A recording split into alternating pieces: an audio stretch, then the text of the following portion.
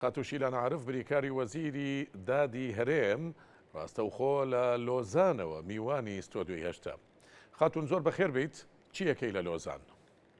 زۆر سپاس کاکخاوەنی، سپاس زۆر دەکەم. سپاس بۆ بیسەران و گوێگرانی دەنگی پرسات و پرسات نوێیز و ئەوانەی گوێیان لێمانە. بێگومان وەک خۆت لە پێشێکێکە ئاماژەت پێدا، ئەمڕۆ ڕۆژێکی مێژووی تاڵە بەنسبەت گەلی کوردەوە. ئەو ڕۆژەیە کە 103 ساڵ پێش ئێستا پەیماننامەی لۆزان لەلایەن براوەی جەنگی جیهانی یەکەم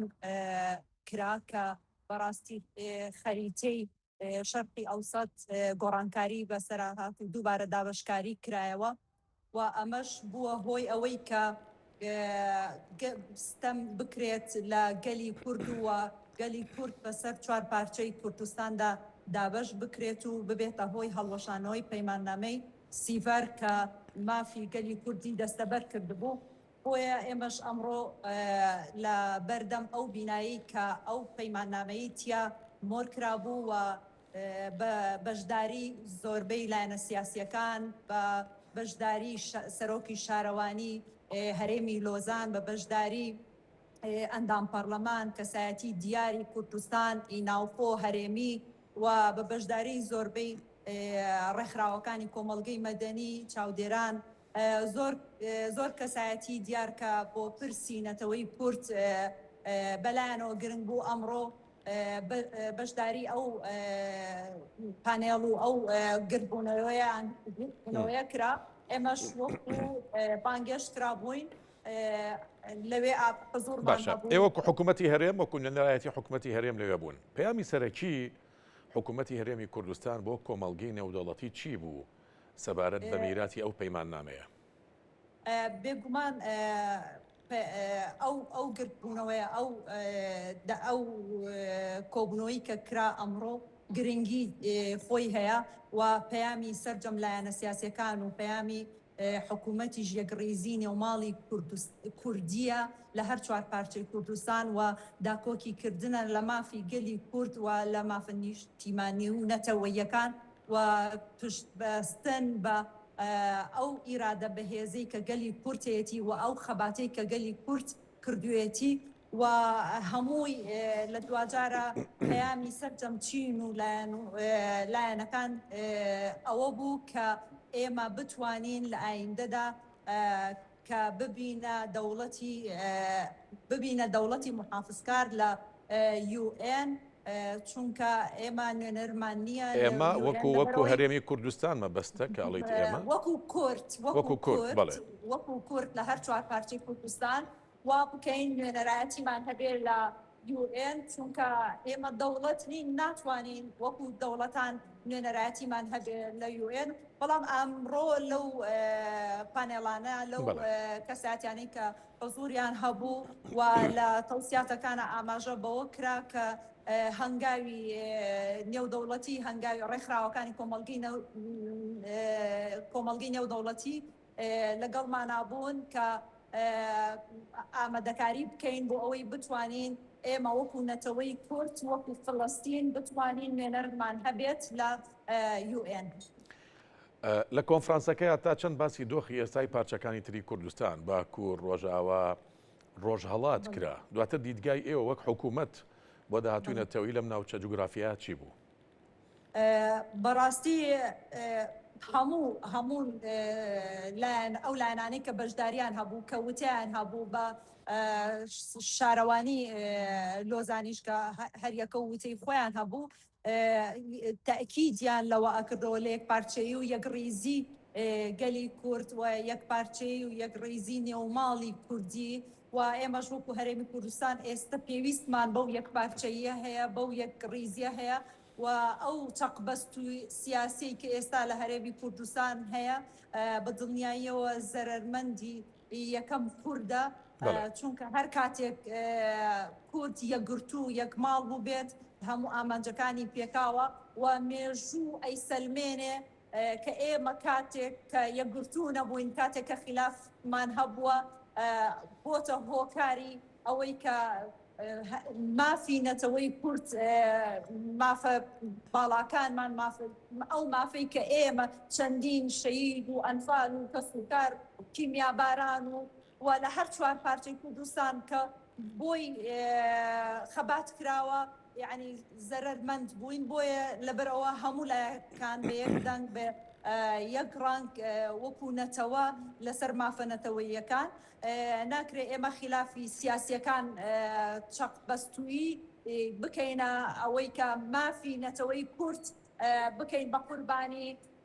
ئەو خلافە سیاسیانە ئەمانە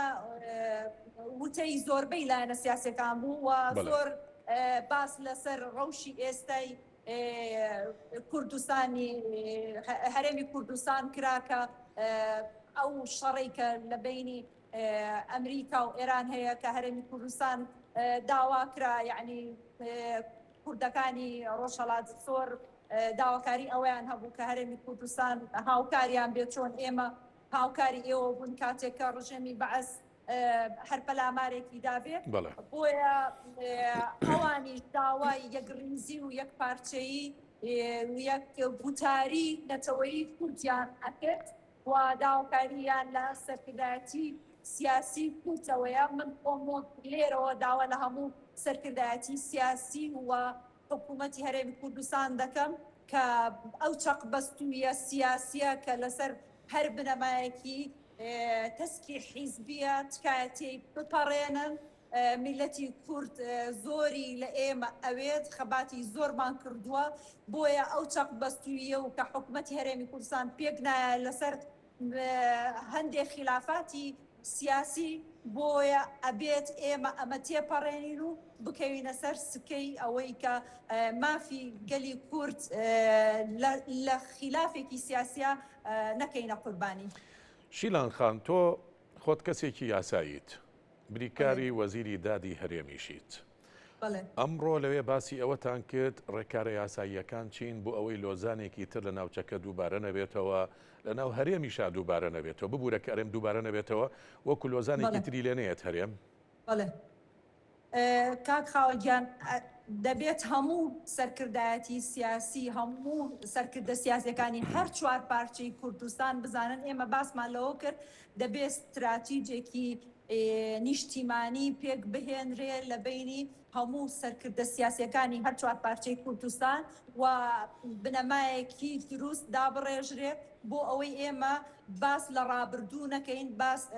لە 103 ساڵ پێش ئێستا نەکەین هەر بڵێن 103 ساڵ پێش ئێستا ئێمە کوردستان دابەش بووین بەسەر چوار پارچە و زوڵممان لێکراوە دەبێ ئێمە هەنگا و کرداریمان هەبێ بۆ ئەوەی ئێمە بتوانین لە داهاتوودا لە داهاتوویەکی نزیکدا دەوڵەتی کوردی ڕابگەێنین نەک ئەوەی باسی ڕابردوو بکەین ئەو وامان لێکراوە ئەبێ ڕابردوو بکەین بەوانەیە پەندی لێوەربگرین یەک ڕیز نەبوونی ڕابردوومان وای کردو کە ئێمە ئێستا 103 ساڵ تێ ئەپەڕێنین هێشتا نەمانتوانیوە هەنگاوی کردداری بنین بۆ ئەوەی کە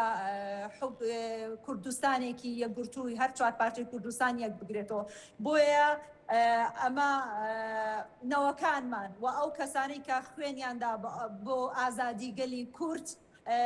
بەڕاستی مێژوو ڕەحممان پێ ناکە بەرپرسیارەتێکی قورسە و لەسەر شانمانە و پێویستە هەمومان ئەو بەرپرسیارەتە هەڵبگرین و هەنگاوی کردداری بنین بۆ ئەوەی بە زووترین کات حکوومەتی هەرێمی کوردستان پێک بێت و بکەوێتە سەر سکەی خۆی بەڕاستی من لە کۆبوونەوەکانە پرسیاری ئەوەم لێکرا نەم ئەزانی بە چ شێوازێک وەڵامیان بدەمەوە چونکە پرسیاری چیان لێ کردی خات و شیلان بەڕاستی پرسیاریان لێکردم دوای ساڵێک و ئەبێ بە 2 ساڵ پەرلەمانی کوردستان دەنگدان کراوە و حکوومەتی نوێی هەرێمی کوردستان پێک ناتوە ئەبێ وەڵامەکەم چی بێت ئەبێ وەڵامەکەم چی بێت وەڵامەکە وازەحە نابێ بەرژەوەندی تەسکی حیزبەتی لەسەر پۆستێ 2 پۆست چەق بەستووی سیاسی لە هەرێمی کوردستان هەبێت بۆیە دەبێ بە زووترین کات لایەنە سیاسیەکان بۆ ئەوەی لۆزانێکی تر دووبارە نەبێتەوە لە ناوخۆی خۆمان یەکگرتوو بین و ئەو کاتە ئێمە ئەتوانین لە دەرەوە لەگەڵ هاوبەشەکانمان لەگەڵ هاوپەیمانەکانمان قسە بکەین کاتێک کە ئێمە یەکگرتوونین لە ناوخۆی خۆمان چۆن ئەتوانین لەگەڵ هاوبەشەکانمان لەگەڵ هاوپەیمانەکانمان باسی دۆزی کورد و باسی پەرلەمان و حکوومەت و باسی خزمەتگوزاری و باسی سەروەری یاسا بکەن. لە سەرەتای قسەکان تا خات و شیلان باس لەوە کرد کە نوێنەری زۆربەی حیزب و لایەنە سیاسیەکان لە ئەوروپا و لە جیهانە لەوێ بوون. یەکێتیش وەکو حیزبێکی کاریگەر هەم لە هەرێمی کوردستان هەم لە عێراق هەم لە ناوچەکەیە بەشدار بووە. پەیامی یەکێتی چی بوو؟ تا خاوەنجان بەڵێ یەکێتی نیشتیمانی کوردستان پەیامی هەبوو لە ڕێی ناوەندی دەرەوەی یەکێتی نیشتیمانی کوردستان و پەیامەکەیان زۆر وازەح بوو ئەوانیش داوای یەک ڕیزی و یەک باڵی میلەتی کوردیان کرد و پەیامەکەیان دووبارەکردنەوەی پشتگیریکردن و هاوکاریکردنی سەرجەم کوردان لە هەر چوار پارچەی کوردستان لە هەر کاتێک کورد لە هەر شوێنێک کێشەیەکی هەبوو بێت و لە هەر تووشی هەر ئاڵنگاریەک بوو بێتەوانێ یەکێتی نیشتیمانی کوردستان لەوێ بوو و هاوکار بوو و بە دڵنیاییشەوە ئەو هاوکاری ئەو کارانی کە پێشتر کاری لەسەر کردەوە ئێستش بەردەوام دەبێت بۆیە وەکو یەکێتی نیشتیمانی وتاریان هەبوو وتارێکی باشیان هەبوو و نوێنەرایەتی سویسرا وتارە ناوەندەکانی سویسرا وتارەکان خوێندەوە. خات و شیلان عارف بریکاری وەزیری دادی هەرێم ڕاستەوخۆ لە لۆزانەوە میوانی ستۆدیۆی هەشت بوویت. سپاس بۆ تۆ.